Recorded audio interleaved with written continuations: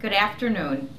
Well, this week I've made many local stops in the district that I wanted to share with you about. I mentioned that we had the town hall last week in Minnetonka. This past Tuesday night, we had our town hall in Plymouth. What was really interesting, it was a bit of a snowstorm, and I was driving from St. Paul, and so I drove like an hour and a half to get to Plymouth. I thought, oh my gosh, are people even going to be here? I walked in 3 minutes late and the room was full. So again, I just always have to appreciate and acknowledge how engaged the citizens that I have the privilege of representing are. So a couple themes that I wanted to mention from those town halls. When we were in Minnetonka, we heard a lot about people's interest in the transportation discussion as well as education on all sides of the issues, really a wide variety of opinions. And in the transportation debate, people were going back and forth about who supported a gas tax, who supported the transit initiatives, and it seemed like it was pretty divided. So then I said, raise your hands. How many of you, if you had to vote for a gas tax, would vote yes?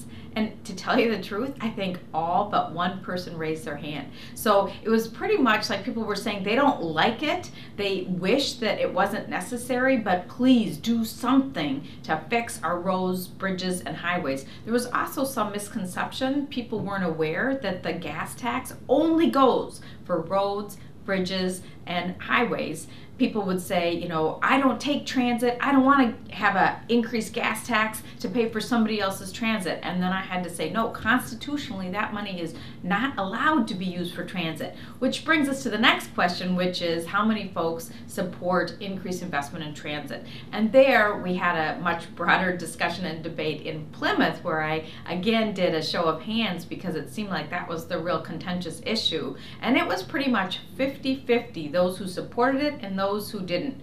And that was in particular the Southwest Light Rail. There seemed to be strong support for the bus system, but then it was brought up that we didn't have an adequate number of young people in the room, and that anecdotally, from what people have heard from our millennials, they strongly support that kind of investment, because if we're to remain competitive with other regions in our country, the millennials in particular prefer to take transit, and they do strongly prefer light rail, commuter rail. So I have made it no secret that I am a supporter of both those things. I had also the privilege of sitting down with the Minnetonka School District Legislative Action Coalition last Friday. They shared with their local legislators that they did not support the governor's proposed expansion of the universal pre-K, but rather strongly preferred more investment that was flexible, that could be put on the formula or just for general education purposes. And I continue to hear that from all the districts I represent. Monday morning, the city of Minnetonka brought all their local legislators together to tell us about some of their challenges, to make sure we knew what their legislative priorities were.